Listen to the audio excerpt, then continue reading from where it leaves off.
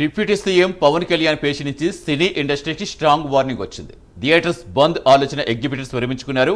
కూటమి సర్కార్ వచ్చి ఏడాది అవుతున్నా సీఎం ఎవరు కలవకపోవడంపై డిప్యూటీ సీఎం ఆగ్రహం వ్యక్తం చేశారు. సినీ పరిశ్రమ చెక్పై ఎవరి వ్యక్తిగత పనుల కోసం రావద్దని, వస్తే ఇండస్ట్రీ పెద్దలే రావాలన్నారు. పవన్ వ్యాఖ్యలతో సినీ పరిశ్రమలో కలకలం రేగింది. పవన్ సినిమా ఆపేందుకు కుట్ర జరిగిందంటూ వచ్చిన వార్తలకు బలం చేకూర్చేలా డిప్యూటీ సీఎం కార్యాలయం నుంచి లేఖ వచ్చింది. వెంటనే దిద్దుబాటు చెట్టుకు సినీ పెద్దలు దిగారు. థియేటర్స్ లీజుకు తీసుకున్న వారే థియేటర్లను బంద్ వేసుకున్నారనే టాక్ వినిపిస్తోంది. సినీ పరిశ్రమలో నిర్మాతల మధ్యలో చీలికలే ఈ గొడవ కారణమా అనే ప్రశ్నలు వినిపిస్తున్నాయి. ఈ నెల 30 కమిటీ ఏర్పాటు చేయబోతున్నట్టుగా ఫిలిం ఛాంబర్ ప్రకటించింది. సమావేశంలో కీలక నిర్ణయాలు తీసుకుంటామని స్పష్టం చేస్తుంది.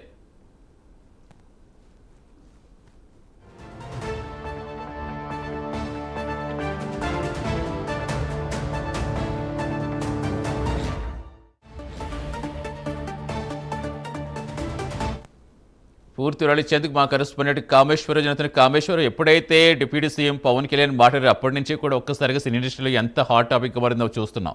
ఇప్పుడే జస్ట్ కొన్ని నిమిషాల ముందే అల్లు అరవింద్ కూడా దీనికి సంబంధించి స్పందించారు. అసలు ఏంటి పవన్ కళ్యాణ్ పేషి ఏమని వార్నింగ్ ఇచ్చింది అనుకోవాలి, అసలు ఏం పేర్కొన్నారు, ఇప్పుడు వాళ్ళు ఏం చెప్తున్నారు?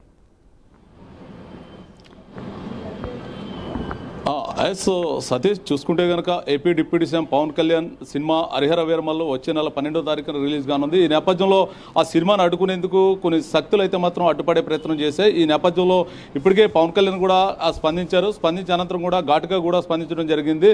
అంటే సినిమా ఇండస్ట్రీని తోడ్పాటును అందేవాలంటే నాకు రిటర్న్ గిఫ్ట్ బాగా ఇచ్చారని చెప్పి పవన్ కళ్యాణ్ అయితే స్పందించారు. ఈ అడ్డుకునే ప్రయత్నంలో మొత్తం కూడా ఏపీ సినిమాటోగ్రఫీ మంత్రి కూడా దీని మీద జోక్యం చేసుకున్న అనంతరం కూడా పర్యవసానం మనం చూస్తున్నాం. ప్రస్తుతం మనతో పాటు జనసేన పార్టీ ఉమ్మడి తూర్పుగోదావరి జిల్లా ప్రధాన కార్యదర్శి ఉన్నారు. వారితో కూడా మాట్లాడదాం. పవన్ కళ్యాణ్ సినిమాను అడ్డుకునే ప్రయత్నం జరుగుతుంది. అసలు ఏంటి, ఎవరో ఈ కుట్ర పాత్రలు, సూత్రధారులు?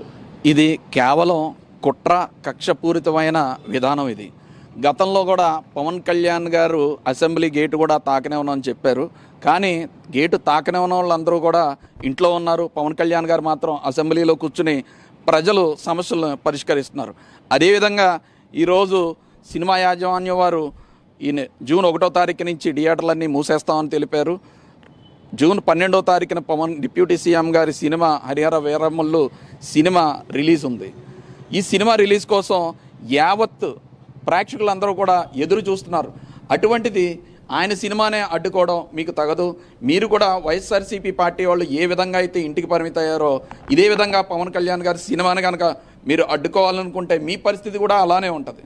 ఎందుకంటే మీరు అసలు అదృష్టంగా భావించాల్సిన విషయం ఏంటంటే సినీ రంగంలో ఉన్న పెద్ద నటులు పవన్ కళ్యాణ్ గారు. అలాంటి ఆయన ఆంధ్రప్రదేశ్ రాష్ట్రంలో ఉప ముఖ్యమంత్రిగా ఉన్నారంటే అది మీరు అదృష్టంగా భావించాలి. ఎందుకంటే ఆయనకి ఖచ్చితంగా మీకున్న సమస్యలన్నిటి మీద ఆయనకి పూర్తి అవగాహన ఉన్న వ్యక్తి. ఆయన ఎప్పుడూ కూడా సమస్యకి ముందు ఆయన వెళ్ళి సమస్యను పరిష్కరిస్తారు. అలాంటిది మీరు ఆయన్ని ఉపయోగించుకుని మీ సమస్యల్ని పరిష్కారం వైపు వెళ్లాల్సింది పోగా మీరు ప్రభుత్వంతో అసలు ఎటువంటి చర్చలు చేయలేదు. మీ సమస్యల మీద ఎటువంటి సూచనలు కూడా చేయలేదు. డైరెక్ట్గా మీరు థియేటర్లన్నీ కూడా బంద్ చేస్తానని చెప్పడం మీకు తగదు.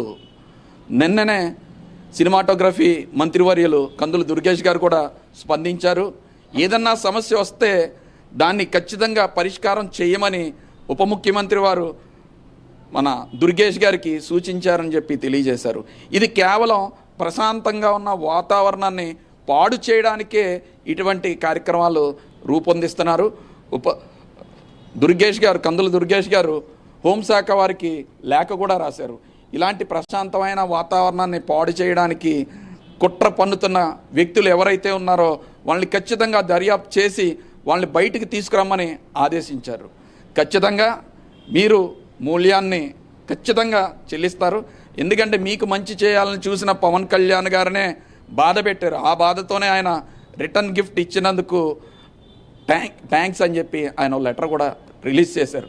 గత ప్రభుత్వంలో మీరు చూసినట్టు అయితే పెద్ద నటులు కానీ ప్రొడ్యూసర్లు కానీ ప్రతి నెల వెళ్ళి ముఖ్యమంత్రిని కలుసుకుని వచ్చేవారు.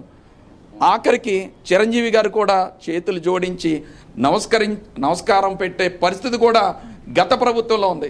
కానీ గతంలో అనేక సినిమాలు అనేక ఇబ్బందులు, ఇండస్ట్రీ మొత్తం కూడా అనేక ఇబ్బందులు ఎదుర్కొన్నారు. అంటే ఈ ప్రభుత్వం వచ్చిన తర్వాత పూర్తి సపోర్ట్ పవన్ కళ్యాణ్ గారు అందించారు.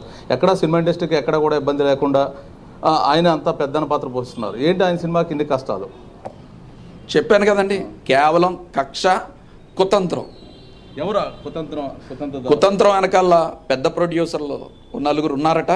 ఖచ్చితంగా వాళ్ళు బయటకు వస్తారు.